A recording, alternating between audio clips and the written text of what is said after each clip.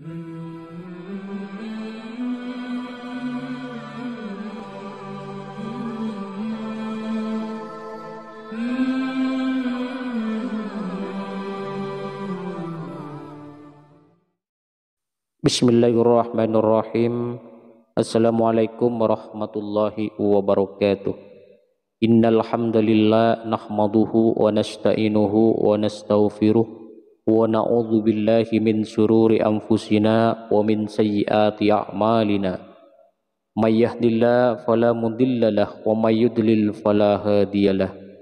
Asyhadu an la ilaha illallah wahdahu la syarikalah wa asyhadu anna Muhammadan abduhu wa rasuluh wa ala alihi wa ashabihi ajma'in wa ba'du. Sahabat beriman yang dirahmati Allah, menurut para ulama, waktu maghrib hingga waktu isya adalah waktu yang istimewa, waktu yang mulia, di mana di dalamnya dianjurkan untuk banyak melakukan amal-amal soleh dan dianjurkan untuk meninggalkan kegiatan yang bisa lalai dari mengingat Allah Subhanahu wa Ta'ala. Setelah selesai sholat maghrib, kita baca zikir dan kita sempurnakan dengan berdoa sesuai kebutuhan dan keperluan kita masing-masing. Jika kita mampu, kita bisa menyelesaikan Al-Quran di setiap malam setelah maghrib.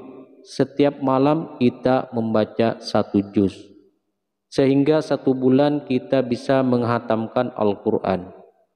Namun surah pilihan juga bisa kita baca.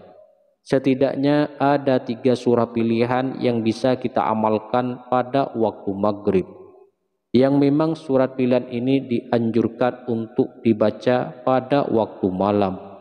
Yang pertama, surah Yasin. Umumnya umat muslim membaca surat Yasin pada malam Jumat. Ternyata surah ini juga dianjurkan untuk dibaca setiap malam, termasuk pada waktu maghrib. Surah Yasin termasuk surah penghapus dosa, yang artinya barang siapa yang mengamalkannya, membacanya, maka akan mendapat ampunan dari Allah Subhanahu wa Ta'ala. Imam Ibnu Sunni meriwayatkan hadis yang bersumber dari Sayyidina Abu Hurairah bahwa Rasulullah Sallallahu Alaihi Wasallam bersabda, barang siapa yang membaca surah Yasin di malam hari, pada keesokan harinya ia diampuni, dan barang siapa yang membaca Ha-Mim yang di dalamnya disebutkan Duhan, surat Ad-Duhan, pada pagi harinya diampuni.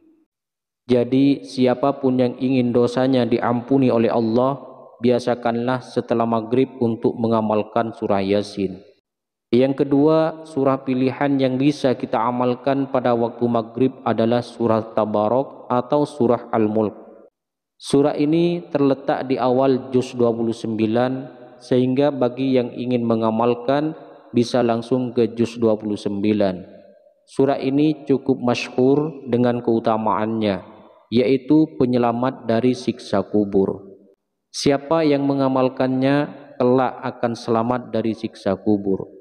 Imam Nasya'i dalam kitab Sunannya menyebutkan sebuah riwayat yang pernah dikatakan oleh Sayyidina Abdullah bin Mas'ud pernah berkata, barang siapa yang membaca surah Tabarak atau surah Al-Mulk setiap malam, maka Allah akan menyelamatkannya dari siksa kubur.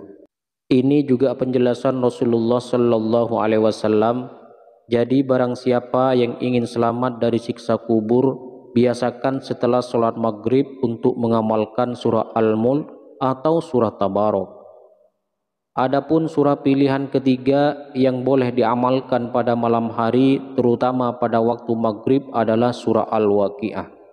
Surah ini dikenal sebagai surah kekayaan. Barang siapa mengamalkan setiap malam akan diselamatkan dari kemiskinan selamanya. Diriwayatkan dari Sayyidina Anas bahwa Rasulullah Sallallahu Alaihi Wasallam bersabda bahwa surah Al-Waqiah adalah surah kekayaan. Maka bacalah dan ajari anak-anakmu untuk membacanya dan mengamalkannya. Dalam riwayat Imam Al-Baihaqi yang bersumber dari Sayyidina Abdullah bin Mas'ud menyebutkan bahwa Rasulullah Sallallahu Alaihi Wasallam pernah bersabda, Barang siapa membaca surah Al-Waqiah setiap malam, dia tidak akan menderita kemiskinan selama-lamanya. Mari manfaatkan waktu antara ba'da maghrib dan sebelum isya untuk memperbanyak berzikir dan berdoa, serta membaca Al-Quran, terutama surah-surah pilihan yang telah diajarkan oleh Rasulullah Sallallahu Alaihi Wasallam.